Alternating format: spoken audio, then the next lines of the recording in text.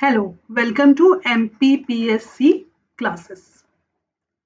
तो आज हम इस सीरीज में यूनिट 6 जो हमने स्टार्ट की है एमपी एंड इंडिया की इकोनॉमी, उसका हम टॉपिक नंबर 3 उठाने वाले हैं। देखिए, सबसे पहले हम नए टॉपिक्स को कवर करें। G20 कवर हो गया है, सार्क कवर कर लिया है और आज हम आसियान उठाने वाले हैं। ये वेरी वेरी इंपॉर्टेंट है और यूपीएससी में तो इसका वेटेज बहुत है, बट एमपीपीएससी ने इसको ऐड किया है, तो आज हम समझेंगे इस टॉपिक को। तो आसियान, ठीक है। आसियान का फुल फॉर्म क्या होता है, यहाँ से हम शुरू करते हैं। देखिए, आसियान समझने के पहले अच्छा मैं एक चीज और कहना चाहूंगी कि इस वीडियो को थोड़ा आराम से एक पेन कॉपी अपने पास में रख के देखिएगा। द रीजन कि मैं कुछ चीजें जो बताऊंगी, आप अगर उसको नोट डाउन करते हुए चलेंगे ना, तो आपके लिए बहुत ही फायदेमंद रहेगा। ये टॉपिक बहुत इंपॉर्टेंट है और इसमें से क्वेश्चन आने की प्रोबेबिलिटी, जो मैंने लास्ट टाइम जैसे सार्क में कहा था कि इसकी प्रोबेबिलिटी इसमें क्वेश्चंस आने की ज्यादा है, in the same way ASEAN में भी जो है क्वेश्चंस आने की प्रोबेबिलिटी 80% है। ठीक है, ये आपको पेपर में जरूर इससे रिलेटेड कोई ना कोई क्वेश्चन जरूर दिखेगा, चाहे वो इजी हो, मॉडरेट हो या डिफिकल्ट हो। तो पहले समझ लीजिए आसियान का मतलब क्या है। आसियान का फुल फॉर्म होता है association of South East Asian Nations. क्या मतलब होता है इसका? Association of South east Nations, ठीक है। Association of South East Asian Nations, ठीक है। तो ये इसका फुल फॉर्म हो गया। अब ये समझो साउथ ईस्ट एशियन नेशन का मतलब क्या होता है ना। देखो, ये है हमारा प्यारा भारत, ठीक है। भारत के बाजू में है चाइना, और ये वाला जो पोर्शन है ये पूरा एशिया है। ये आपको पता है, ये पूरा एशियन कॉन्टिनेंट है। और ये जो है ऑस्ट्रेलियन कॉन्टिनेंट है। तो जो एशियन कॉन्टिनेंट है इसका ये हो गया नदर्न पोर्शन, ठीक है। ये हो गया सदर्न पोर्शन। ये हो गया आपका कौन सा पोर्शन, ये हो गया इधर आपका ईस्टर्न, और ये हो गया आपका वेस्टर्न पोर्शन, ठीक है। तो अगर मैं कहूँ ये वाला जो पोर्शन ये कौन सा है इसका, इसको अगर हम यहाँ से ऐसा कट करें तो ये कौन सा पोर्शन कहलाएगा? South east Asia. ये वाले जो कंट्रीज है ना जो मैंने इस घेरे में बनाए हैं, ये कौन सी कंट्रीज है? साउथ ईस्ट एशियन कंट्रीज है। इन कंट्रीज का जो एसोसिएशन है that is association of South East Asian Nations, and this is ASEAN. I hope you understand. अब देखिए, इसमें जो मेंबर कंट्रीज होते हैं वो कौन कौन से मेंबर कंट्रीज है, पहले ये आप समझ लीजिए। तो इसके जो मेंबर कंट्रीज हैं उसके बारे में बता दूं। मैप में आप डायरेक्ट देखिए, आसियान में टोटल 10 मेंबर्स कंट्रीज हैं। आसियान में कितने मेंबर कंट्रीज हैं? 10 मेंबर कंट्रीज हैं।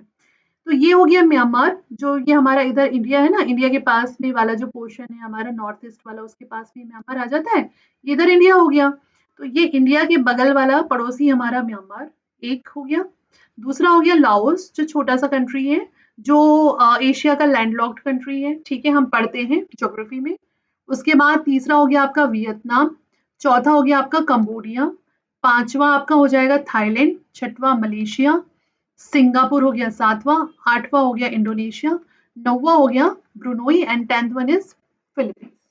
तो ये मैंने आपको बता दिए 10 nations which are members of ASEAN, ठीक है। ये जो मेंबर नेशन है, अब ये समझो कि क्यों हमें ये पढ़ना है। इसमें देखो, पढ़ना क्या क्या है, पढ़ने को तो बहुत कुछ है, लेकिन हमको क्या पढ़ना है जो हमारे अभी फिलहाल टारगेटेड प्री में जो काम आए। प्री में वो आपसे क्वेश्चन बना के पूछ सकता है इन कंट्रीज की कैपिटल, करेंसी, या इनसे रिलेटेड कोई इंसिडेंस अगर इंपॉर्टेंट हो तो, राइट। तो हमको क्या याद रखना है कि जैसे म्यांमार, म्यांमार का कैपिटल क्या है? इसका है नैप्टियर, नैपिएटा। मैं थोड़ा बोल नहीं पा रही, नैपिएटा। नैपिएटा जो है म्यांमार का कैपिटल है। कौन सा है? नैपिएटा, ठीक है, मैं शॉर्ट में लिख रही हूँ। इसके बाद में जो है इंडोनेशिया, है ना। इंडोनेशिया का कैपिटल क्या हो जाता है? इसका कैपिटल हो जाता है जकार्ता। ये आपको बहुत बार सुनने मिलेगा अभी, जकार्ता, ये याद रखिएगा। इंडोनेशिया का कैपिटल है जकार्ता, और यहाँ पे रुपया ही करेंसी है। म्यांमार का कैपिटल है नैप्टिया, और इसकी क्वैत, यहाँ की करेंसी क्या है? क्वैत। ये हमको याद रखना है। इसके बाद में हमको थर्ड वन हम देख लेते हैं, मलेशिया, ठीक है। मलेशिया का जो कैपिटल है दैट इज कुआलालंपुर। इसका कैपिटल क्या है? कुआलालंपुर है, ठीक है। और इसकी जो करेंसी है वो है रिंगिट। रिंगिट यहाँ की जो है करेंसी है। ये हमको याद रखना है। इसके बाद में लाओस जो है, लाओस की कैपिटल है वियंतियान। इसकी कैपिटल क्या है? वियंतियान। देखो वियतनाम इसका बगल का है पड़ोसी, लेकिन जो लाओस है उसकी कैपिटल क्या है? वियंतियान इसकी कैपिटल है। ठीक है। और न्यू किपलाओ इसकी करेंसी है। न्यू किपलाओ इसकी करेंसी है। आप चाहे तो मैं इसको ये आपको पीडीएफ इसकी प्रोवाइड करा दूंगी, अगर रिक्वायरमेंट हो तो मुझे डिस्क्रिप्शन आप मुझे कमेंट में बता दीजिएगा, है ना। फिर उसके बाद में वियतनाम की कैपिटल जो है हनोई है। क्या है? हनोई इसकी कैपिटल है।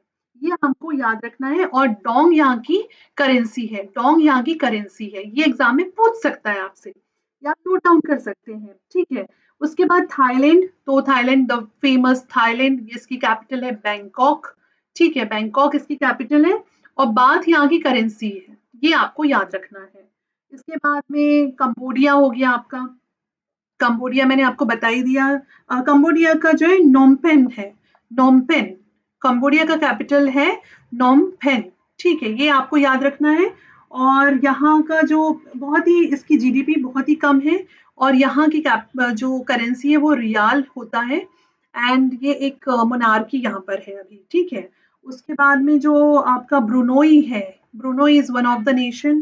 ब्रुनोई का जो है बंदर सीरी। ब्रुनोई का बहुत सिंपल है, बंदर, बंदर पता है ना, मंकी। बंदर सीरी इसका कैपिटल है। Bandar Seri is the capital of Brunei. And dollar यहाँ की करेंसी है। इसकी करेंसी क्या है? डॉलर है। ये हमको याद रखना है। फिलीपींस, फिलीपींस की कैपिटल जो है वो है मनीला। मैं यहाँ पे इसीलिए बता रही हूँ ताकि यहाँ पे आपका ये पोर्शन कवर हो जाए। एग्जाम में अगर पूछता है तो हम कोई भी पॉइंट ना छोड़े।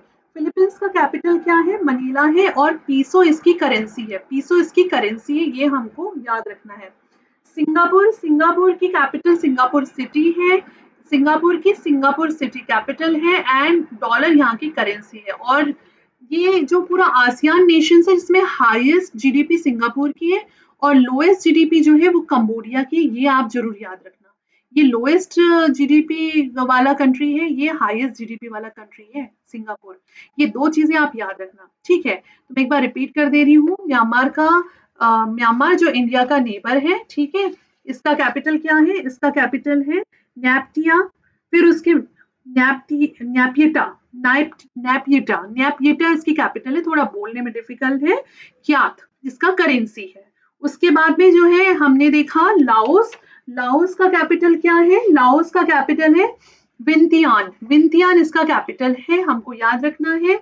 विंतियान जो है लाओस का कैपिटल है, ये हमको याद रखना है। और डोंग यहाँ की करेंसी है। आप मेरे साथ बोलेंगे ना तो आपको याद हो जाएगा, प्लीज कोशिश करिएगा। थाईलैंड का कैपिटल बैंकॉक है और इसका करेंसी बात है। So simple. सिंगापुर का जो कैपिटल सिंगापुर सिटी है और करेंसी डॉलर है। मलेशिया का कुआलालंपुर है, रिंगिट इसका करेंसी है। कंबोडिया का कैपिटल जो है नहोम पेन है। नहोम पेन है और रियाल यहाँ की करेंसी है। उसके बाद में वियतनाम का हनोई है और डोंग यहाँ का करेंसी है। फिलीपींस का मनीला है और पीसो यहाँ की करेंसी है। ब्रुनोई का जो है बंदर सीरी कैपिटल है और डॉलर करेंसी है। इंडोनेशिया का जकार्ता है और यहाँ का करेंसी क्या है? इंडोनेशिया का करेंसी रुपया है। ये हमको याद रखना है। तो ये देखिए इसका आसियान का फुल फॉर्म और 10 इसके मेंबर्स मैंने आपको बताया। अब बढ़ते आगे कि आसियान को फॉर्म क्यों किया गया। ठीक है, ये हमारे लिए इंपॉर्टेंट है। अब पीएससी का ट्रेंड चेंज हो रहा है तो हमें हर चीज समझना है। ये इसका सिंबल है, जो उनका है, लोगो है ना। तो ये जो एसोसिएशन है, इसका फुल फॉर्म जैसे हमने देखा, association of South East Asian Nations ASEAN. इसको जो है 8 ऑफ अगस्त 1967 को स्टैब्लिश किया गया था। और स्टैब्लिश करने वाले जो फाउंडिंग इसके मेंबर्स थे वो था बैंकॉक, मतलब थाईलैंड था। थाईलैंड में इसका मीटिंग हुआ था एक, वहां पर जो है फाउंडिंग मेंबर्स ने इसको स्टैब्लिश किया था। तो बैंकॉक में ही इसको स्टैब्लिश किया गया। एक आसियान डिक्लेरेशन या उसको बैंकॉक डिक्लेरेशन अगर आपसे कहा जाए, आसियान या Bangkok declaration both are same, उसको साइन करके आसियान की जो है उसको स्टैब्लिश किया गया। इसका मोटो क्या है? इसका मोटो हमको याद रखना है। इसका मोटो है one vision, one identity and one community. बहुत अच्छा मोटो है। सब कुछ वन वन है। वन विजन, अच्छी बात है, देखो ऐसे याद रख लो, one vision, one identity and one community. ठीक है, ये आप ऐसे याद रख सकते हो। इसके बाद इसके मेंबर कंट्रीज, तो फाउंडिंग मेंबर जो थे, जो फाउंडिंग फादर थे जिन्होंने बैंकॉक डिक्लेरेशन में साइन किया था, वो था Indonesia, Malaysia, Philippines, Singapore, Thailand. ये 5 कंट्रीज थे। कौन कौन थे? तो आप ऐसे याद रख सकते हो, Indonesia, Malaysia, Philippines, Singapore, Thailand. ठीक है, इसको आप याद रख सकते हो, मैप में देख लो एक बार। तो इंडोनेशिया, ये हो गया इंडोनेशिया, मलेशिया, सिंगापुर, थाईलैंड। ठीक है, ये याद रखना है आपको। और इसके बाद में जो है ब्रुनोई, ब्रुनोई दारुसलाम, बात अब देखियो, ये जो 5 नेशंस थे ये तो पहले फाउंडिंग मेंबर्स हैं। ठीक है, इसके बाद छठवा कौन था? ब्रुनोई दारुसलाम 84 में शामिल हुआ। वियतनाम इसमें आसियान में 95 में शामिल हुआ। और लाओ पीडीआर, लाओ पीडीआर का मतलब है लाओस जो कंट्री है, Laos public democratic people people democratic Republic इसका नाम है, लाओस का, है ना। और म्यांमार 1997 में, मतलब लाओस और म्यांमार 1997 में शामिल हुए, ये हमको याद रखना है। और कंबोडिया जो है वो 1999 में जो है आसियान को ज्वाइन किया। एसोसिएशन है ये, जिसका जो सेक्रेटरीट है, तो इसका जो मेन और सेक्रेटरीट है वो कहाँ पर है? इंडोनेशिया के जकार्ता में है। ये हमको याद रखना है, ये हमको याद रखना है। इसके बाद तो आप, आई होप ये आप समझ गए होंगे कि जो मैंने मेंबर कंट्रीज पहले आपको क्लियर किया यहाँ पे मैप में कि कौन कौन मेंबर कंट्रीज है, उसके बाद में इसके जो 5 थे वो क्या थे? फाउंडिंग मेंबर्स थे, Indonesia, Malaysia, Philippines, Singapore, Thailand. उसके बाद में हमने क्या देखा? जो ब्रुनोई है वो 84 में शामिल हुआ, वियतनाम 95 में शामिल हुआ, लाओस जो है और म्यांमार 97 में, कंबोडिया 99 में शामिल हुए हैं। Association of South East Asian nation का सेक्रेटरीट इंडोनेशिया जकार्ता में है, ये भी हमको याद रखना है। ठीक है, अब इसका इवोल्यूशन कैसे हुआ?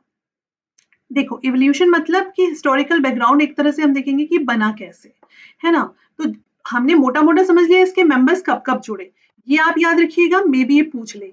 उसके बाद इसका इवोल्यूशन एक बार समझ लीजिए। 1967 में, 1967 में क्या हुआ कि आसियान स्टैब्लिश हुआ। ठीक है, देखो यहाँ पे हमने देखा कि 19 इसकी डेट आप याद रखना, है ना। 8 अगस्त 1967 को ये जो है स्टैब्लिश हुआ है, ये हमको याद रखना है। तो जब ये स्टैब्लिश हुआ ना, तो कैसे स्टैब्लिश हुआ? जो इसके एसोसिएटेड मेंबर्स थे उन्हें डिक्लेरेशन में साइन किया, बैंकॉक डिक्लेरेशन में। ये मैंने अभी आपको बताया, जो 5 फाउंडिंग फादर्स थे, मतलब 5 फाउंडिंग मेंबर्स कंट्रीज थे, उनने किया। फिर जब 1990s में आए तो मेंबरशिप जो इसकी है डबल हो गई, है ना। इसमें कैसे? वियतनाम वार जब हुआ 1975 का, और कोल्ड वॉर जो चल रहा था 1991 का, उसके बाद में जो है एडिशन ऑफ किसका? ब्रुनोई 84 में जुड़ गया, वियतनाम जो है 1995 में जुड़ गया, लाओस म्यांमार 97 में और कंबोडिया 99 में। ये मैंने आपको जो पहले बताया, अब उसका डिटेल कि कैसे और क्यों जुड़े। तो वियतनाम वार के बाद में ये कंट्रीज जुड़ गए। ठीक है, और कोल्ड वॉर के बाद में फिर 1995 1995 में क्या हुआ? जो मेंबर्स थे उन्होंने जो है एक डील को साइन किया, जो क्या था? Nuclear free zone, south east Asia को न्यूक्लियर फ्री जोन बनाना था। न्यूक्लियर वेपन और उससे रिलेटेड जो भी था उससे फ्री जोन बनाना इसका मेन मोटिव था, है ना। इसके बाद में 1997 में क्या हुआ? 1997 में जो है adoption of association of South Asian Nation vision 2020। इन्होंने एक विजन लिया, जैसे आपको याद होगा विजन इंडिया 2020 एक विजन था। ठीक है, जवाब इनका एपीजे अब्दुल कलाम का विजन 2020, वैसे ही जो है आसियान ने भी अपना एक विजन लिया कि 2020 तक के हमारे को क्या गोल अचीव करना है, हमको क्या करना है कि जिससे कि ये जो हमारा एसोसिएशन है ये वर्थ हो, है ना। और 2003 में जो है एक जो है बाली में जो एक मीटिंग हुआ था, वहां पर आसियान कम्युनिटी बना। ठीक है, फिर 2007 में जो है केबू डिक्लेरेशन हुआ। केबू डिक्लेरेशन एक्चुअली ना, केबू जो है एक जगह है, ये आई थिंक फिलीपींस के पास में एक आइलैंड है, वहां पर एक मीटिंग जो भी हुई होगी, तो जगह के नाम पे मीटिंग का नाम हो जाता है। तो केबू डिक्लेरेशन, केबू नाम का आइलैंड है, वहां पर मीटिंग हुई, उसके नाम पे केबू डिक्लेरेशन कर दिया। तो ये जो इसमें क्या किया गया कि इसमें जो है आसियान कम्युनिटी को 2015 तक के प्रॉपरली स्टैब्लिश करने की बात की गई है ना 2007 में, कि हम 15 तक के स्टैब्लिश कर देंगे। प्लीज ये पॉइंट्स नोट डाउन करते चलिएगा। देखिए मैं बेसिकली कंटेंट राइटर हूँ, तो कंटेंट राइटर का काम ही होता है कि चीजों को डिटेल में जाके सही एनालाइज करके मैटर बनाना। तो मैं कंटेंट राइटिंग का काम करती हूँ एमपीपीएससी की कोचिंग्स के लिए, लेकिन मुझे ऐसा लगता है कि मुझे अपने नॉलेज को कहीं शेयर करना चाहिए, इसलिए मैं इस प्लेटफॉर्म पे हम कुछ फ्रेंड्स जुड़ के ये हमने एक ग्रुप तैयार किया है जहाँ पे हम आपको प्रॉपर स्टडी मटेरियल और जिसको कहें कि प्रॉपर एक इंफॉर्मेशन हर चीज़ की दे सके, है ना, नए सिलेबस के हिसाब से। तो आप मेरे सोर्स पे बिलीव कर सकते हैं, ये जितना भी मैंने उठाया है ना, जितना भी ये पूरा का पूरा मैटर है, ये आसियान की अगर आप साइट पे जाके देखोगे ना, तो एज इट इज आपको ये मैटर मिल जाएगा, इसकी वेबसाइट पे आपको मिल जाएगा, ठीक है। तो आप वहां पे भी जाके इस चीज को देख सकते हो, ठीक है। तो अब 2008 में क्या हो जाएगा कि association of South east Nations charter comes into force, and इनमें एक चार्टर भी था जो कि फोर्स में आ गया, मतलब उनका वो कर लिया, ठीक है। और 15 तक के ने क्या किया इन्होंने, जो 2007 में इन्होंने प्लान किया था कि आसियान कम्युनिटी को स्टैब्लिश करना है 15 तक के, वो प्रॉपरली ने launch of association of South Asian Nation community को लॉन्च कर दिया, मतलब 7 में आइडिया आया और 15 में लॉन्चिंग हो गई। अब आसियान कम्युनिटी जिसके बारे में बात हो रही है कि 2007 में आइडिया एंड 15 में अभी हमने देखा 2015 में जो है इसको स्टैब्लिश कर दिया। तो ये है क्या? तो जब अब इसको समझ लो कि 2003 में जब समिट हुआ तो उसमें लीडर्स ने जो है एक कम्युनिटी को स्टैब्लिश करने के बारे में बात की। 7 में जो है वही बात है, 7 में इसको जो है इन्होंने एक कमेटी को कैसे करना चाहिए, क्या करना चाहिए, इसके ऊपर में डिटेल में पूरा इनने पूरा एक तैयार कर लिया और स्ट्रांगली इसके ऊपर में काम शुरू कर दिया, और 15 को जो है ये केबू डिक्लेरेशन के हिसाब से ये जो है स्टैब्लिश भी हो गया, ठीक है। तो इसकी 3 डेट्स हमारे लिए इंपॉर्टेंट है, 2003, 2007, 2015। उसके बाद Association of South East Asian Nation community comprises 3 pillar, namely ये जो कम्युनिटी है ना, आसियान की जो कम्युनिटी है, हम इसको देखो इतना लंबा ना कहेंगे, आसियान कम्युनिटी भी कह सकते हैं। इसके बेसिक जो है 3 पिलर है, 3 पिलर है ये, 1 2 3 पिलर। आई होप मेरा पिलर सही बनाया हो मैंने, ठीक है। ये टेबल बन गया, टेबल 3 पिलर पे खड़ा है, ठीक है। तो पहला पिलर है पॉलिटिकल सिक्योरिटी कम्युनिटी, दूसरा हो गया इकोनॉमिक कम्युनिटी, और तीसरा हो गया socio cultural community. But of course कि अगर आपको कोई भी ऑर्गेनाइजेशन को चलाना है तो आपका पॉलिटिकल सिक्योरिटी पे होना चाहिए, इकोनॉमिक होना चाहिए, सोशियो कल्चरल पे होना चाहिए। अब इसके गोल्स एंड ऑब्जेक्टिव क्या थे, है ना? तो इसके गोल्स एंड ऑब्जेक्टिव अगर हम देखें, to accelerate the economic growth, social progress, cultural development in the region through joint endeavor in the spirit of equality, partnership, in order to strengthen the foundation of purpose and peaceful community of Southeast Asia। पहला गोल तो यही हो गया कि progress, cultural development, है ना, ये सारी चीजें करना, इक्वलिटी, पार्टनरशिप, सब में सब बराबर की जो मेंबर्स है सब में बराबर का होना चाहिए। दूसरा इन्होंने क्या किया कि रीजनल पीस, मतलब ये जो 10 मेंबर कंट्रीज है इनके बीच में स्टेबिलिटी होनी चाहिए, या हम कह लें साउथ ईस्ट एशियन कंट्रीज में स्टेबिलिटी होना चाहिए, रिस्पेक्ट होना चाहिए, जस्टिस होना चाहिए, rule and law and order follow होने चाहिए, और यूनाइटेड नेशन के चार्टर के जो प्रिंसिपल्स हैं उनका जो है बिल्कुल मान सम्मान रहना चाहिए भाई। फिर उसके बाद इन्होंने क्या किया कि इनने जो है इनका promote active calibration and mutual assistance and matter on common interest. हाँ, फिर इनने क्या किया कि जो mutual economic, social, cultural, technical, scientific और एडमिनिस्ट्रेटिव फील्ड थी, इस पे इन्होंने कोलिब्रेशन आपस में मिलके जो है काम करना शुरू किया। इनका मेन गोल यही है कि हम इस पे मिलके काम करेंगे ताकि ग्रोथ अच्छी हो। और इन्होंने जो है जो कोलिबरेट किए हैं उसमें है कि एग्रीकल्चर, इंडस्ट्रीज और ट्रेड एंड कॉमर्स जो है इसमें, और इंटरनेशनल ट्रेड एंड कॉमर्स में जो भी प्रॉब्लम्स आती हैं उसको सुधारना, आपस में जो है ट्रांसपोर्टेशन को सुधारना, क्योंकि सारे जो कंट्रीज एक दूसरे से लगे हुए हैं तो हम इस ट्रांसपोर्टेशन को सुधार सकते हैं, और फिर कम्युनिकेशन फैसिलिटीज ठीक करना, है ना, लिविंग। और इससे क्या होगा कि जो इस साउथ ईस्ट एशियन के जितने भी नेशन है वहाँ के लोगों का लिविंग स्टैंडर्ड जो है इनहेंस होगा। ये इनके मोटिव है, इनका ये गोल है, इनकी सोच है। ये प्रमोट करता है South Asian studies and maintain close and beneficial cooperation with extending हाँ, और ये क्या करता है कि ये जो है सिमिलर गोल पर्पस के लिए इंटरनेशनल एंड रीजनल ऑर्गेनाइजेशंस की जो कॉपरेशन है उसको जो है वो करता है, प्रमोट करता है, हम ये कह सकते हैं। तो बेसिक ये गोल्स आप समझ गए होंगे। ये सिर्फ समझने के लिए ज़रूरी है ताकि आपकी आसियान क्या है उसको लेकर के एक समझ बन सके। देखिए, सुपरफिशियल स्टडीज़ करके प्री निकालना आसान है, लेकिन उसके बाद जब आप मेंस में जाते हैं ना, तब वहाँ पे जो है हम ढेर हो जाते हैं। तो एक समझ लेके चलिए।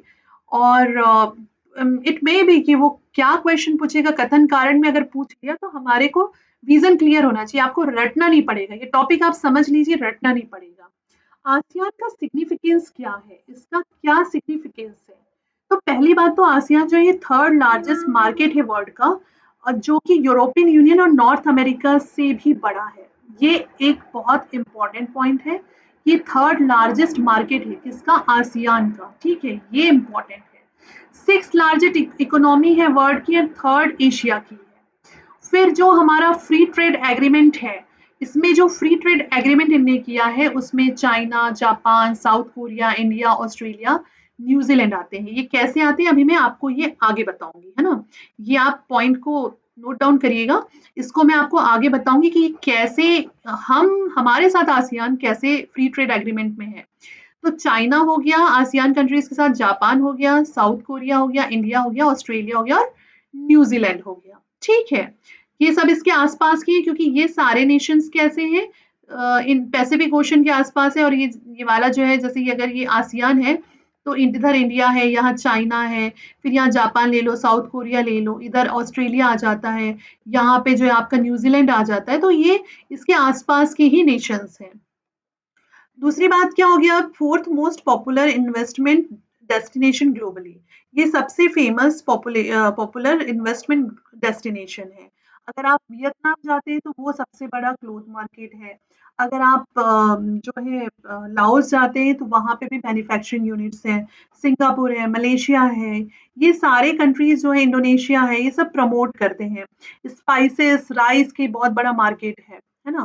इन्होंने कुछ फंडामेंटल प्रिंसिपल्स भी रखे थे, जो कि जिसको हम कहेंगे कि इनने एक ट्रीटी साइन किया था, जिसे कि नाम दिया था the treaty of Amity and cooperation in south east Asia, TAC of 1976। इस ट्रीटी में कुछ नहीं है, जो मेंबर कंट्रीज है आप सिंपल समझ लीजिए कि उनका जो है म्यूचुअल इंडिपेंडेंस रहेगा, सोवेरेनिटी, इक्वालिटी और टेरिटोरियल इंटीग्रिटी, मतलब अपनी अपनी सीमा की एक जो है एक इंटीग्रिटी बना के रखेंगे, कोई किसी के ऊपर ओवरलैप नहीं करेगा। हर स्टेट जो के जो है नेशन के एग्जिस्टेंस फ्री फ्रॉम उनके एक्सटर्नल इंटरफेरेंस, सबवर्जन, मतलब इनके ऊपर किसी तरह का कोई जो है इंटरफेरेंस नहीं करेगा, चाहे इंटरनल अफेयर हो चाहे एक्सटर्नल अफेयर हो। और सेटलमेंट जो अगर मान के चलिए दो नेशन के बीच में कोई डिफरेंसेस है या डिस्प्यूट है तो उसको पीसफुल मैनर में ही सेट किया जाएगा, शांति से बैठ के बात की जाएगी ठंडे दिमाग से, ना कि किसी तरह का फोर्सेस और किसी तरह का थ्रेट हो किया जाएगा। अब आसियान लीड फोरम्स, आसियान जो है कुछ फोरम्स चलाता है, पहले हम उसको समझ लेते हैं। पहले नंबर पे हो गया हमारा आसियान रीजनल फोरम, है ना। इसके 27 मेंबर्स है, कितने मेंबर्स है ये याद रखिएगा। इसके फोरम्स के आप सिर्फ नाम, मेंबर्स कौन है और क्या करता है, बस ये याद रख लीजिए। तो ये जो है 1993 में ये ग्रुप जो है बनाया गया था।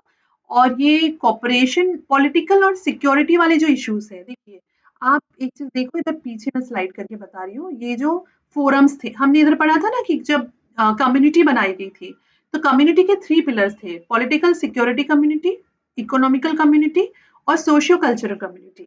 तो इसमें से देखिए ये जो फोरम जब बना, है ना, तो ये जो पहला फोरम है आसियान रीजनल फोरम, ARF, ये पॉलिटिकल एंड सिक्योरिटी इश्यूज जो रीजनल लेवल पे है, रीजनल मतलब वो जो उसके नेशंस हैं, आसियान के जो नेशंस हैं, साउथ ईस्ट एशियन नेशंस है, ये एक छोटा सा रीजन है, तो उनके जो भी डिस्प्यूट्स हैं, जो भी डिप्लोमेटिक चीजें होंगी उसके ऊपर ये काम करेगा।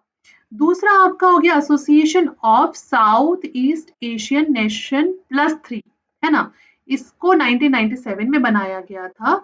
और ये जो है एक कंसल्टेटिव ग्रुप है, जिसके जिसमें आसियान के 10 मेंबर्स के साथ चाइना, जापान और साउथ कोरिया है। ये आपको याद रखना है। आसियान में तो 10 मेंबर्स हैं, इनके नाम आपको याद रखना है। उसके साथ चाइना, जापान और साउथ कोरिया है। उसके बाद तीसरा जो है ईस्ट एशिया समिट, ईएएस, इससे हमारा सरोकार है, हम इंडियंस का इससे सरोकार है। ईस्ट एशियन समिट्स होती है जिसमें इंडिया पार्टिसिपेट करता है अलग अलग मुद्दों पे, मैरीटाइम से लेके बहुत सारी चीजें होती हैं इसमें। तो फर्स्ट ये जो है 2005 में समिट हुआ था इसका, और ये जो है security and prosperity in the region, मतलब सुरक्षा और जो भी प्रोस्पेरिटी वाली चीजें हैं, पैसे वाली चीजें हैं, उसके लिए काम करता है। ठीक है। Usually attended by the head of the states, मतलब हेड ऑफ द स्टेट मतलब हर देश के, चाहे वो किंग हो या प्राइम मिनिस्टर हो या प्रेसिडेंट हो या हेड हो, जो भी हो वो अटेंड करते हैं। इस एसोसिएशन में जो है आसियान नेशंस के साथ में, देखो आसियान के 10 नेशंस होते हैं, ये आपके दिमाग में क्लियर है। उसके साथ ऑस्ट्रेलिया, आसपास के जो नेशंस है ना, ये बीच में अगर तुम्हारा आसियान है तो इधर इसके यहाँ पे कौन है, ऑस्ट्रेलिया एक, फिर आपका हो गया सेकंड ऊपर में चाइना, तीसरा हो गया इंडिया, एक बड़ा नेशन है ये हो गया इंडिया, फिर यहाँ पे जापान, ये हो गया इधर पे जापान, और न्यूजीलैंड, न्यूजीलैंड हो गया इधर ऑस्ट्रेलिया के बाजू में, और रशिया, रशिया हो गया ये चाइना के और ऊपर में हो गया रशिया, और साउथ कोरिया, साउथ कोरिया जो है जापान के बाजू में हो गया। उसके बाद में यूनाइटेड स्टेट्स, अगर हम इधर जो है पैसिफिक ओशन में यहाँ से घूम के जाएंगे ऐसे गोल पीछे साइड में, इधर में इसके जस्ट पीछे में क्या हो जाएगा, यूनाइटेड स्टेट ऑफ अमेरिका। तो ये 10 के साथ 11, 12, 13, 14, 15, 16, 17, 18, टोटल जो है 18 नेशंस का ये ग्रुप है। 18 नेशंस कह लो या 18 कंट्रीज का ग्रुप है। ठीक है। जिनका काम क्या है, central role as a agenda setter, ये इनका मेन काम है, एजेंडा बना बना के अप्लाई करना। अब देखो जो ये ईस्ट एशिया समिट है ना, ये हो सकता है हमसे एग्जाम में पूछ ले, माइट बी पॉसिबल कि 23 का ईस्ट एशिया समिट क्या हुआ। अब आप बोलोगे कि ये ईस्ट एशिया समिट क्या है, लेकिन अब आप, I hope you understand properly कि ईस्ट एशिया समिट क्या है। आसियान के जो लीडिंग फोरम है उसमें से एक क्या है, ईस्ट एशिया समिट, जो कि 2005 में फर्स्ट टाइम बना था, फॉर्म हुआ था। फर्स्ट समिट भी तब हुआ था, इंडिया उसका मेंबर कंट्री है।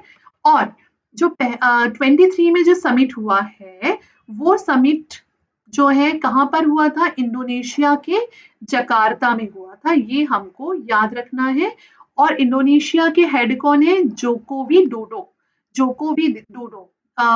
जब मैं इसको याद करती थी, मतलब ये तो काफी टाइम से है, तो मैंने इसको फर्स्ट टाइम याद किया था, जेको भी दे दो ऐसे करके, तो जोको विडोडो से आप इसको याद रख सकते हो। अब जब ये 23 हो गया, ये 18 समिट हुआ था, ठीक है, 23 में 18 समिट हुआ था। तो भाई 19 समिट कब होगा, 19 समिट जो है वो लाओस में हुआ है। और जो है आसियान और ईएएस चेयर्स, ठीक है, ये 24 में होगा, अभी हुआ नहीं है, लाओस में होगा ये, मतलब होने वाला ये बताया गया है। तो ये दो आप इम्पोर्टेंटली याद रख लीजिए। एक तो 23 का समिट जो ईएएस का 18 समिट था, वो हुआ था कहाँ पे, इंडोनेशिया, इंडोनेशिया जकार्ता में, जहाँ के हेड जोको विडोडो थे और उन्होंने इसको हेड किया था। और 19 समिट जो है 2024 में होगा लाओस में। अब आसियान इंडिया रिलेशन में, हम जो इतना आसियान आसियान जभी से हल्ला मचा के रखे हैं, इस आसियान का हमारे इंडिया से क्या लेना देना है। ठीक है।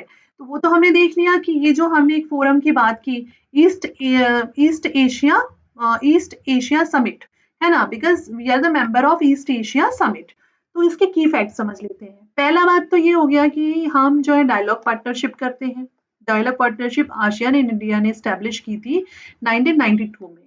बायलैटरल रिलेशन है हमारे आसियान कंट्रीज के साथ में अलग अलग सेक्टर्स में, जैसे कि मैरीटाइम हो गया। मैरीटाइम का मतलब होता है कि जैसे ये इंडिया की ये मराइन लाइन है ना, तो ये जो समुद्री क्षेत्र जो होता है, इसमें जितना भी चाहे ट्रांसपोर्ट होता है या जो फिशरी का काम होता है या आपकी जो टेरिटरी होती है, उससे रिलेटेड जितने भी चीज़ें होती है, इसके नेबर में ये जो कंट्री है, तो इस पे इससे रिलेटेड जो है कुछ एग्रीमेंट्स वगैरह होते हैं, आपस में म्यूचुअल्स होते हैं, वो सारी चीजें इसमें आ जाती हैं बायलैटरल में। और भी बहुत सारे हमने जैसे देखे थे, साइंस एंड टेक्नोलॉजी हो गया, अलग अलग एजेंडे हो गया, एग्रीकल्चर हो गया, इकोनॉमिक हो गया, पॉलिटिकल हो गया, बहुत सारे हो गए, है ना। तो डायलॉग पार्टनरशिप कब शुरू हुई? 1992 में।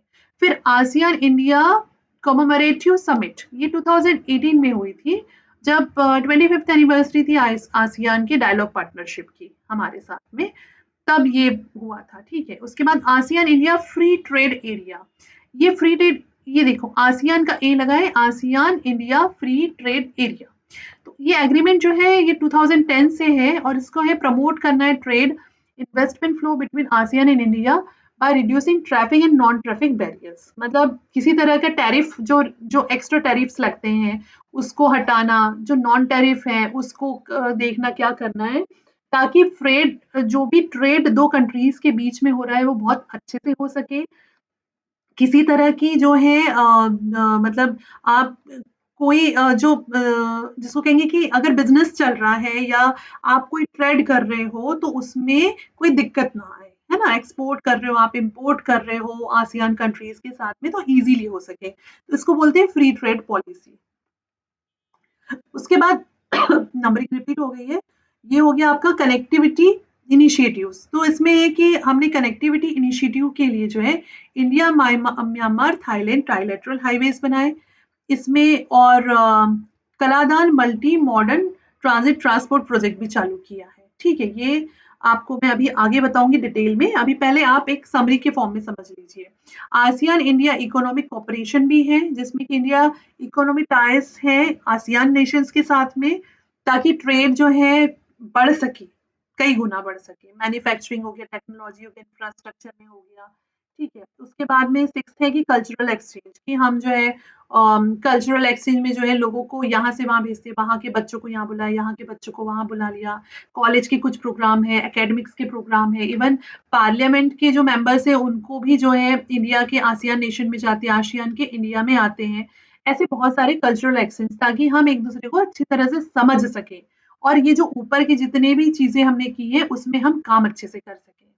उसके बाद में ASEAN India summit, ASEAN India summit जो है इसके बारे में हमने पहले भी बात किया है कि अलग अलग सेक्टर्स में लीडर्स जो है बैठते हैं, डिस्कस करते हैं, एजेंडेस बनाते हैं। फिर स्ट्रेटेजिक पार्टनरशिप हमारी 2012 से आसियान के साथ चल रही है। उसके बाद में act east policy, it is an important act east policy जो है एम्फेसाइज करती है साउथ ईस्ट एशियन नेशंस के साथ में हमारे फॉरेन पॉलिसीज को। एक्चुअली जब 1990s का दौर था, तब इंडिया ने एलपीजी मॉडल लाया था। एलपीजी मॉडल में ये था कि लिबरलाइजेशन, प्राइवेटाइजेशन, ग्लोबलाइजेशन को, उस समय जो प्राइम मिनिस्टर थे वो थे नरसिम्हा राव।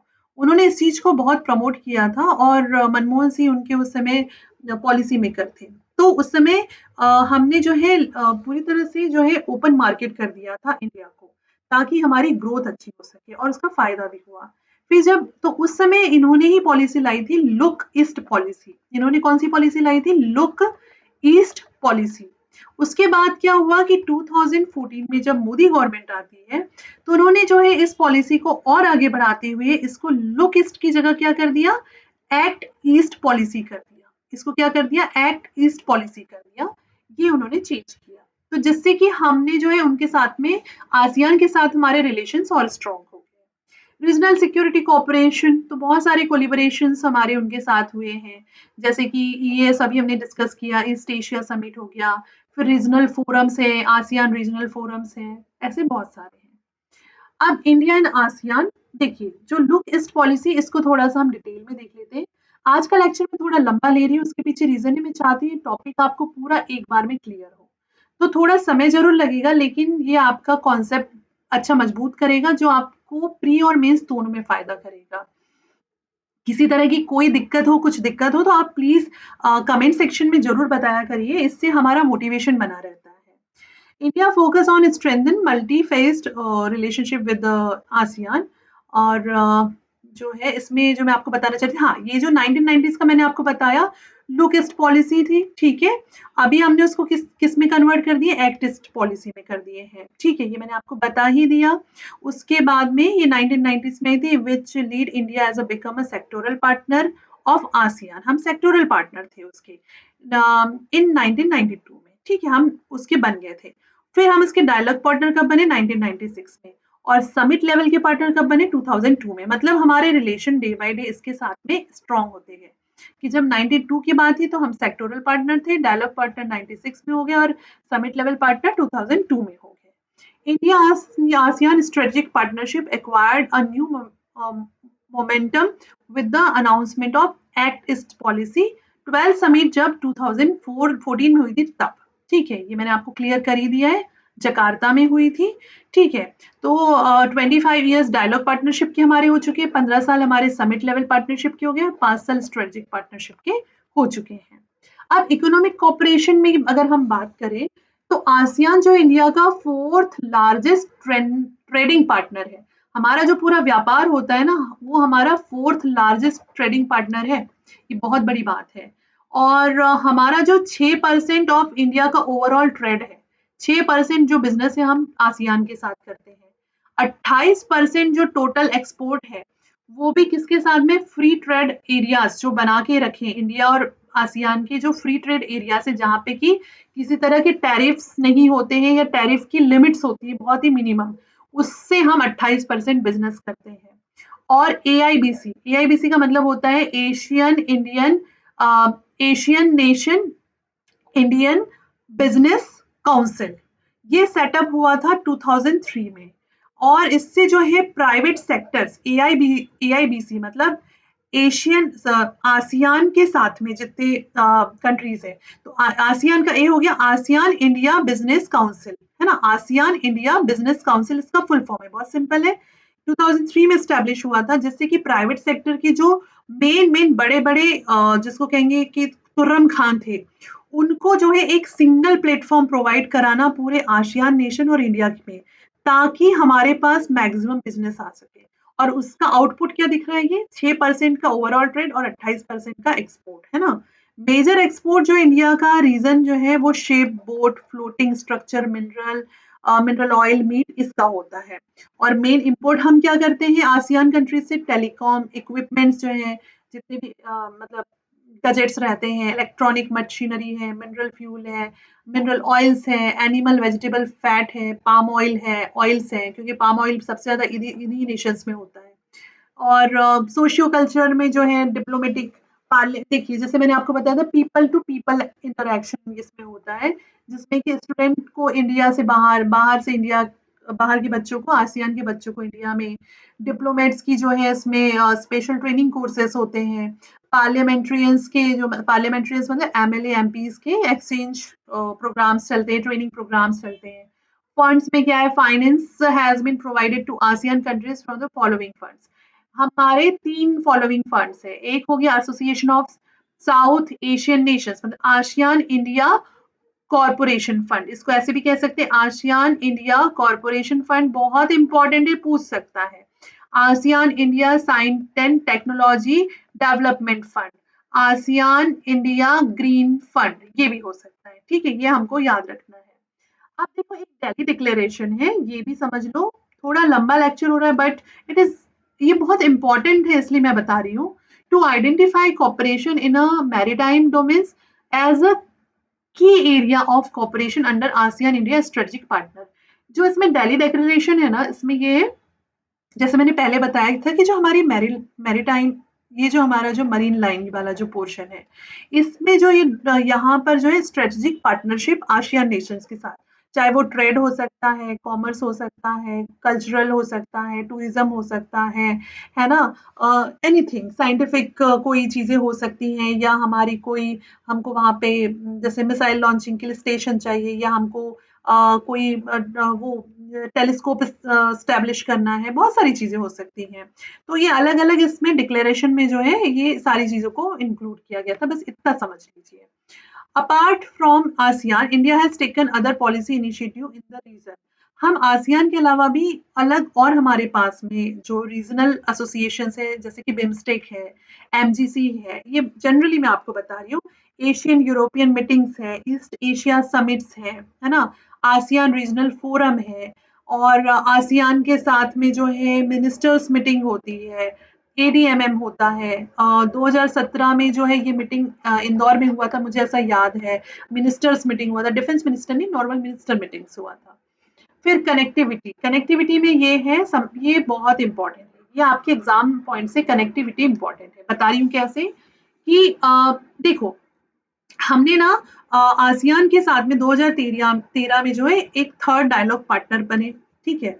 और उसमें है कि कनेक्टिविटी को जो है अच्छा करने के लिए एक मीटिंग हुई, और वहां पे जो है एक मेमोरेंडम इम्प्लीमेंट हुआ, जो क्या था, Indian Myanmar Thailand trilateral highway और the Kaladan multi modal project. ये दो चीज यहाँ पे फाइनलाइज हुई कि एक हम ऐसा इंटरनेशनल हाईवे बनाएंगे जो इंडिया को म्यांमार से, म्यांमार को थाईलैंड से, और इन फ्यूचर थाईलैंड से आगे जो है पूरे आसियान कंट्रीज को जोड़ेगा, जिससे कि हम ट्रेड अच्छे से कर सकें। और दूसरा हम जो है एक ये जो जिसको कहते हैं ना इंटरनेशनल पोर्ट और मरीन एक हाईवे एस्टेब्लिश करेंगे जो कलादान से लेके मल्टी मॉडल प्रोजेक्ट है। तो और इसके साथ ही जो है मैरीटाइम एंड एयर कनेक्टिविटी को भी जो है एसोसिएट किया गया है। Possible extension to India Myanmar trilateral highway to Cambodia. अब ये देखो, ये मैंने जो बात कहा था कि थाईलैंड के बाद जो इसको कंबोडिया, लाओ, वियतनाम तक की भी इसको जो है आगे बढ़ाया जा रहा है। अब यहाँ देख लो, जो मैं बात कर रही थी, ये जो ट्राइलेटरल हाईवे है, ये शुरू होगा आपकी न्यू दिल्ली के यहाँ, यूपी से शुरू होकर के यूपी लखनऊ से होते हुए, बिहार से होते हुए आपका सिक्किम, आसाम, नागालैंड, मणिपुर से होते हुए ये म्यांमार, म्यांमार से फिर जो है आप पहुंच जाओगे थाईलैंड, और थाईलैंड के बाद लाओस, कंबोडिया को भी जोड़ेंगे, ठीक है। तो ये हमारा क्या हो गया, ट्राइलेटरल इंटरनेशनल हाईवे। हमारा जो कौन सा था, trilateral international highway India Myanmar Thailand. और कलादान प्रोजेक्ट जो है, कलादान प्रोजेक्ट जो है मॉडल ट्रांजिट ट्रांसपोर्ट प्रोजेक्ट, ये एक ट्रांसपोर्ट प्रोजेक्ट है, जिसमें कोलकाता के पास, ये देखो कोलकाता के पास ये वाला जो पोर्शन है, यहाँ से लेके सीधा सी रूट से होते हुए स्ट्रेट, ये कहाँ पे हो रहा है, सितवे पोर्ट जो है, यहाँ पर हम उतर रहे हैं। कलादान रिवर यहाँ पर है, ठीक है। म्यांमार की कौन सी नदी है, कलादान रिवर है। यहाँ पे नदी के पास में एक वो बना रहे हैं, ठीक है, पोर्ट बना रहे हैं, और सितवे पोर्ट जिसका नाम है, यहाँ से ये कनेक्ट करेगा। और फिर ये इंडिया का इधर से जो ट्रेन रूट है जो मिजोरम में है ना, यहाँ से ये म्यांमार को कनेक्ट, म्यांमार तक के फैला हुआ है। तो ये बीच में जो है यहाँ पे रोड बना करके इस रूट को जो है कनेक्ट कर दिया जाएगा। तो आप जो इंडिया स्ट्रेटेजिकली क्या कर रहा है कि हम कलकत्ता से कोई सामान अगर मुझे मिजोरम भेजना हो या इधर नॉर्थ ईस्ट के किसी जगह भेजना हो, तो ये बहुत ही लंबा और पूरा वो है, माउंटेन वाला पोर्शन है, तो ये दिक्कत हो रही थी। और यहाँ से क्या, ये चीज आप सीधे स्ट्रेट यहाँ से लाके यहाँ से अगर आप भेजोगे तो ये आपको इजी पड़ेगा। तो ये काफी अच्छा प्रोजेक्ट है, ये हमने समझ लिया। इसके अलावा एग्रीकल्चर सेक्टर में हम जो है कोलिब्रेशन हो रहे हैं, है ना, साइंटिस्ट साइंटिस्ट का एक्सचेंज हो गया। फिर ट्रेनिंग कोर्सेज है, ऑर्गेनिक सर्टिफिकेट्स है, फ्रूट्स वेजिटेबल कैसे उगाना है, वुमेन्स को एम्पावर किया जा रहा है, फेलोशिप दी जा रही है हायर एग्रीकल्चरल एजुकेशन की फील्ड में इंडियन आसियान स्टूडेंट्स को। साइंस एंड टेक्नोलॉजी की फील्ड में क्या हो रहा है कि इसमें जो है इंडिया डिजिटल लाइब्रेरी है, आसियान इंडिया वर्चुअल इंस्टीट्यूट्स हैं, इंटेलेक्चुअल प्रॉपर्टी से संबंधित जो है association south East Asian Indian collaborative project हैं, ये सब जो है इसमें साथ में किए जा रहे हैं, है ना, ये हमको ध्यान रखना है। अब ईस्ट एशिया समिट कॉन्फ्रेंस जो हुई है, जो मैंने आपको पहले बता दिया था, तो आप बस सिंपल सा ये मैंने इसलिए आपके सामने रखा है कि एक इसका भी हमारे पास में फैक्ट फिगर होना चाहिए कि इंडिया ने जो है ईस्ट एशिया समिट जो मैरीटाइम कॉन्फ्रेंस जो था, ईस्ट एशिया समिट का कौन सा वाला, मैरीटाइम कॉन्फ्रेंस, अलग अलग कॉन्फ्रेंसेस होती है उसमें, मैरीटाइम मतलब जो समुद्री सीमा और समुद्री गतिविधियों से संबंधित जो होती है, वो चेन्नई में हुई थी। और इसमें जो है इंडियन गवर्नमेंट ने इसको ऑर्गेनाइज किया था। और इसके पहले जो 2015 गोवा में, 2016 भुवनेश्वर 2018 में हो चुकी है। मिनिस्टर ऑफ एक्सटर्नल अफेयर इस मीटिंग्स को कराता है ना, ये हमको याद रखना है, बस बेसिक्स ये बताना था आपको। और ईस्ट एशिया समिट क्या है, ये बेसिकली एक फोरम है जो कि आसियान और इंडिया जो इसके पार्टनर्स हैं, उसके जो भी उनके बीच में पॉलिटिकल, सिक्योरिटी, इकोनॉमिकल चेंजेस जो आते हैं, इंडो पैसिफिक ओशन, और इसके इम्पोर्टेंट रोल प्ले करती है क्लोजर रीजन कॉपरेशन में। ठीक है, आई होप आप मेरी बात समझ पा रहे होंगे। ईस्ट एशिया समिट में टोटल 18 मेंबर्स है, जो मैंने आपको पहले भी बताया था। ये आसियान की साइट से निकाला है, उस पे ही इस तरह से लिखा हुआ है कि 10 आसियान कंट्रीज जो हैं वो क्या है, Brunei, Cambodia, Indonesia, Laos, Malaysia, Myanmar, Philippines, Singapore, Thailand, Vietnam, ये नाम आप याद रखिएगा। और इसके साथ में जो है Australia, China, India, Japan, New Zealand, Republic of Korea, United state और रशिया, ये भी मैंने आपको बताया है। ये 8 नेशंस है, तो इस प्रकार से 10 प्लस 8 18 मेंबर्स टोटल है। अब ये जो है टोटल जो जो ईएएस है ना, ये 54% वर्ल्ड की पॉपुलेशन और 54% पॉपुलेशन और 58% जीडीपी को रिप्रेजेंट करता है। और ये जो है कुआलालंपुर में पहली बार 2005 में इंडिया ने यहाँ पे पार्टिसिपेट किया था। आसियान और रिकेप, रिकेप मतलब ये है रीजनल, इसी का है ये रीजनल कॉम्प्रहेंसिव इकोनॉमिक पार्टनरशिप। ये इसका इकोनॉमिकल एग्रीमेंट है जो 2012 में पहली बार फ्री ट्रेड एग्रीमेंट को मतलब चुस्त दुरुस्त तरीके से चलाने के लिए लाया गया था मेंबर पार्टनर्स में। तो देखो ये समझो ऐसे कि आसियान जो है, हमने जो बात किया था कि फ्री ट्रेड करता है वो 8 नेशंस के साथ में, है ना। इसके 10 नेशंस और जो 8 की हमने लिस्ट बनाई, ये 8 नेशंस के साथ में इसने फ्री ट्रेड एग्रीमेंट को साइन किया, ठीक है। इसको आसियान +1 एफटीएस भी कहते हैं। और इसमें जो है जो पार्टनर्स है उनके साथ में टैरिफ को कम करके, मतलब जो टैक्सेस लगते हैं ना, ये समझ लो उसको कम करके ज्यादा से ज्यादा अच्छा एक्सपोर्ट इंपोर्ट और बिजनेस करना, ये इसका मेन है। बस इसको ये याद रख लो, 2012 में सब ये नेगोशिएट हुआ था। अब चैलेंजेस क्या है आसियान के सामने, तो ये भी हमारे प्री में इससे पॉइंट बन सकते, कैसे देखो। सबसे पहली बात तो है कि ये जो है आसियान नेशंस जो है, ये एशियन साउथ एशियन रीजन में ना बहुत ज्यादा इनस्टेबिलिटी है। चाहे म्यांमार का मुद्दा हो, रोहिंग्या वाला, या फिर आपके जो है कंबोडिया में कभी कुछ हो जाए, किसी नेशन में कुछ हो जाए, तो कहीं ना कहीं इनस्टेबिलिटी जो है ये इसके जो है पर्पस को वैसा सॉल्व नहीं कर पा रही है। फिर जैसे म्यांमार में रोहिंग्या क्राइसिस हुआ, ये आपने देखा होगा। ये चैलेंज है global standing of ASEAN of non interference in an internal affair of member Nations. तो ये रोहिंग्या वाला मैटर तो हमें बहुत अच्छे से पता है कि इंडिया की ये वाले जो बॉर्डर वाला पोर्शन था, यहाँ पे जब ये म्यांमार यहाँ लगा है, तो म्यांमार ने मना कर दिया कि जो रोहिंग्या कम्युनिटी वहां बिलोंग करती है उनकी इस देश में कोई जगह नहीं है। तो वो माइग्रेट कर करके इंडिया में आने लगे। तो ये आसपास के, जैसे इंडिया अब उसका मतलब नेबर है और आसियान में हमारे रिलेशन है, तो ये हमारे लिए बड़ी मुश्किल चीज होगी कि यार इस चीज को डील कैसे करें, है ना। तो ये भी एक समस्या थी। फिर उसके बाद unusual move decided to take action against Myanmar junta. अब ये after a forcible take over in 2021, जब तख्ता पलट हुआ था म्यांमार में 2021 में, तो म्यांमार जुंटा वर्ड एक सामने आया था। इसका मतलब होता है कि लोगों को ना, लोगों का जो ग्रुप होता है उनको गवर्नमेंट कहती है कि आपका कंपलसरी है आर्मी में पार्टिसिपेट करना। मतलब आपको जबरदस्ती है कि आपको तो आर्मी में हर घर से एक जन आना ही है, क्योंकि देश में जो है तख्ता पलट हो गया और देश में इमरजेंसी वाली टाइप की सिचुएशन है। फिर साउथ चाइना सी डिस्प्यूट जो है, अब ये वाला जो पोर्शन है, इधर ऊपर है चाइना, यहाँ पे पूरा साउथ एशियन नेशन है, और ये जो है इधर वाला पोर्शन जो है ना, ये साउथ चाइना सी वाला पोर्शन है। चाइना हमेशा इस पोर्शन पे अपना ऑक्यूपेंसी या अपने डोमिनेंस दिखाता है, तो ये भी एक बहुत बड़ी समस्या है। इकोनॉमिक डिवाइडेड, हाँ, अब इकोनॉमी का अगर आप देख लो, तो सिंगापुर जैसे मैंने पहले ही बताया था हाईएस्ट जीडीपी वाला नेशन है, और कंबोडिया जो है वो लोएस्ट जीडीपी वाला नेशन है। अगर सिंगापुर की जो भी जीडीपी है उसका 1/4 भी नहीं है इसके पास, कंबोडिया के पास में। तो ये कैसे बैलेंस हो सकता है नेशंस के बीच में बायलैटरल।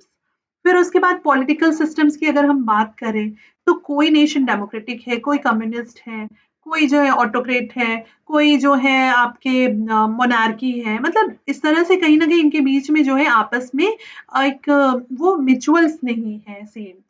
अब इंडिया आसियान रिलेशंस, तो इंडिया, ये कंक्लूड कर रही हूँ मैं, India is consciously working in ASEAN toward the vision of an open, inclusive Indo-Pacific turn tandem in an initiative such as Act Asia policy.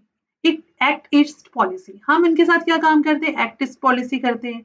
Indo Pacific ocean initiatives करते हैं जी, मैंने आपको बताया है। उसके बाद एक सागर है, ये नाम याद रखिएगा, अगर कभी इसका फुल फॉर्म आया एग्जाम में पूछे किससे संबंधित ये शब्द है, तो ये आसियान इंडो आसियान रिलेशनशिप से संबंधित है। इसका फुल फॉर्म है security and growth, security and growth ही हो गया SAG, एंड AR से हो गया all in the region, all in the region हो गया AR, है ना, security and growth all in the region, ये बहुत इंपॉर्टेंट वर्ड है, इसको नोट डाउन कर लेना। India begin formal engagement with the, ये सारा PDF आपको मिल जाएगा टेलीग्राम चैनल पे, लिंक पे, अगर आपको चाहिए हो तो प्लीज पिंग जरूर कर देना। India begin formal engagement with the ASEAN in 1992 as a sectoral dialogue partner and subsequently as a dialogue partner 1996। ठीक है, ये हमने पहले बात किया है। और 20 साल हो गए हमारे समिट मीटिंग्स दिल्ली में, जिसमें कि हम डायलॉग पार्टनर बने, और 25 साल से जो है हम जो है इसमें जो है इसके स्ट्रेटेजिक पार्टनर भी हैं। 30 साल हो गए कि हम आसियान के जो है समिट पार्टनर हैं। इसके बाद में support to support cooperation activities between ASEAN and India, government of India जो है वो क्रिएटेड 3 फंड्स, उन्होंने 3 फंड क्रिएट किए हैं। एक किया है एशियन इंडिया कॉपरेशन फंड, दूसरा किया है आसियान इंडिया ग्रीन फंड, तीसरा किया है ASEAN India science and technology fund. तो ASEAN India trade in good agreement भी है एक, एटीगा, एटीगा भी कहते हैं इसको, इंटर्ड इनटू फोर्स। हाँ, अब देखो ये 3 तो तुम समझ लिए कि भाई क्या है कि हमने आसियान के साथ कोऑपरेटिव एक्टिविटीज के लिए क्या किया, 3 फंड्स क्रिएट किए हैं। ये 3 फंड कौन से, एक हो गया आपका कॉपरेशन फंड हो गया, एक ग्रीन हो गया, एक साइंस एंड टेक्नोलॉजी हो गया। और हम जो फ्री ट्रेड और ये सब चीजें कर रहे हैं उसके लिए हमने क्या किया है, आसियान इंडिया ट्रेड इन गुड्स एग्रीमेंट भी किया है, 2010 में किया है, ये आप याद रखना। एटिगा जो है इसको साइन किया था 13 अगस्त 2009 बैंकॉक में, और world largest free trade areas with more than 1.9 million people and combines GDP of US dollar 5.36 trillion. ये एग्रीमेंट से इतना बड़ा है कि आसियान और इंडियन नेशन जो अगर साथ में करे तो ये इतना पोर्शन कवर करता है। एटीजे का फुल फॉर्म याद रख लीजिएगा। अब आसियान इंडिया बिजनेस काउंसिल भी एक है, ठीक है, ये 2003 में सेट हुआ था, ये मैंने पहले ही बता दिया था, इसको मैं वापस से सिर्फ रिवाइज करवा रही हूँ आपको। ये हमने पहले पढ़ा था कि आसियान इंडिया बिजनेस काउंसिल था 2003 में, ठीक है, बना था पहली बार। उसके बाद में एक आसियान इंडिया इन्वेस्टमेंट एग्रीमेंट है 2014 में साइन हुआ है, ठीक है। और ASEAN is India 4th largest trading partner, और इम्पोर्टेंट है इंडिया के लिए act east policy ensure economic development in the north east region. इसके बाद 23rd आसियान समिट जो हुआ था वो 5 सितंबर 23 को हुआ था, ये एग्जाम में पूछ सकता है आपसे, है ना, जो कहाँ हुआ था, जकार्ता इंडोनेशिया, जहाँ के हेड कौन है, जोको विडोडो, और chairmanship of Republic of Indonesia, इसको रिपब्लिक ऑफ इंडोनेशिया भी कहते हैं। और 44th समिट जो 2024 में होगा वो कहाँ होगा, लियो में होगा, है ना, ये भी आप याद रखिएगा। एक मैंने आपको इसके पहले ये भी बताया था, एक मिनट, ये आपको याद होगा, यहाँ मैंने इस समिट के बारे में आपसे डिस्कस किया था। अगर आपसे पूछता है ईस्ट एशिया समिट तो ये भी याद रखना 23 का जकार्ता में हुआ है, और जो ईस्ट एशिया समिट जो 24 का वो लाओस में होगा।